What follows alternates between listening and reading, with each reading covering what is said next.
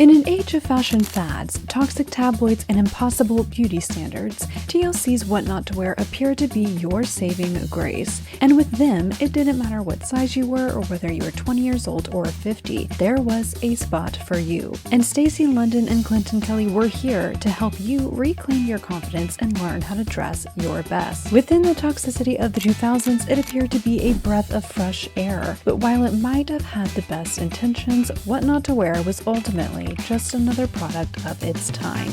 Welcome back to our channel where we discuss the trends of yesterday, today, and tomorrow. I'm Alexin and this is Trends of the Times. Let's rewind. It was the 2000s, a new millennium. It was a different world. This was the age before the internet takeover, before smartphones, before social media. It was during this time that reality TV reigned supreme. Magazines and tabloids were your source of gossip, not a Snapchat news story. And because many were sure the internet was a fad, magazines and tabloids continued to thrive like never before. And what sells better than a nasty headline?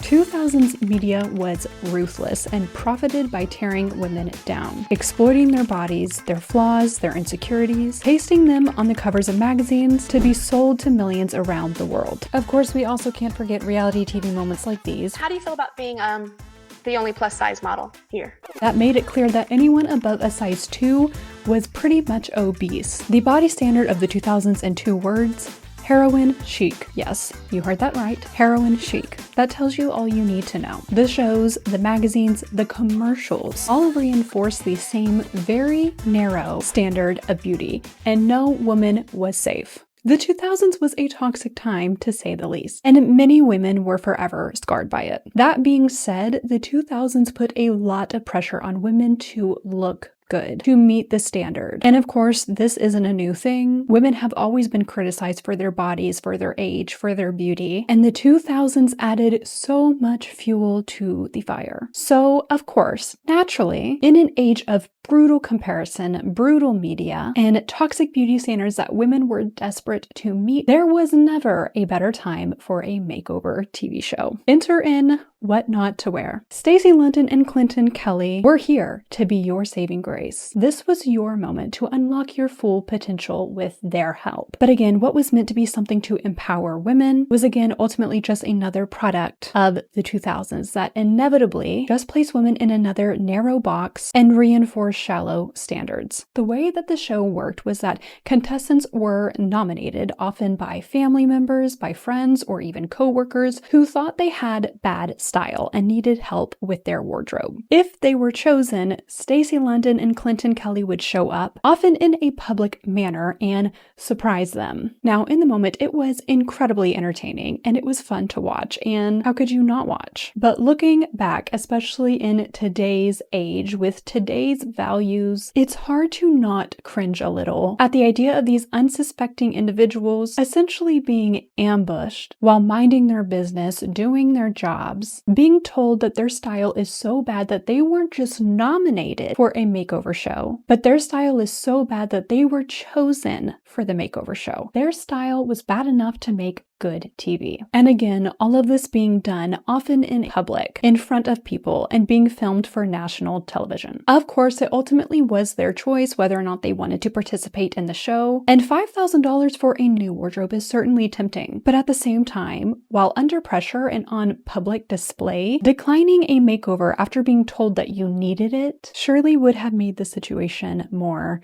embarrassing. If the contestants said yes and chose to go on the show, the deal was that they would get $5,000 for a new wardrobe and a makeover, but they had to give up their entire existing wardrobe in return. Now, even watching it during the time of the show, many viewers have shared the same sentiment that there were so many moments of the show that were just so hard to watch. Watching Stacy and Clinton have the contestants throw out some of their favorite pieces of clothing, because if their clothes didn't meet the What Not to Wear standard, standards, they had to be thrown out. The most disappointing part of the show that many viewers agree on was that despite the large budget they were given, the transformations and their wardrobe hauls were always completely underwhelming, all of them giving modest business casual section of Macy's department store. Not to mention, the transformations and the makeovers often aged all of the women at least 10 years. The biggest issue people had with the show, especially looking back today, is that it seemed to strip all the women of their individuality. As viewers, we watched episode after episode where contestants had to throw away many of their favorite pieces of clothing that perfectly encapsulated their personality and their individuality. It's interesting, in fact, looking back, because we could see so many of these outfits before their makeover fitting in perfectly on the streets today. It's also funny because many of these outfits just reflected the style of the 2000s, typical Y2K fashion, especially for the younger women who went on the show. And of course, when you're young, it's okay and it's normal to participate in the trends of the time. It's okay to not dress like a receptionist or an attorney. But regardless of the individual, every transformation on what not to wear seemed to have the same goal in mind and ended in the same kind of way with the same kind of style. Whether you were 50 years old or you were 20 years old, it was a formula, a blueprint. To be fair, some did still have some traces of personality, but ultimately they pretty much turned all of the women into the same kind of business casual styled women. Professional, socially acceptable, and most importantly, respectable. They all ended up looking the same and more like a catalog model for a department store rather than a unique individual with their own personality and their own style. There were definitely upsides to the show,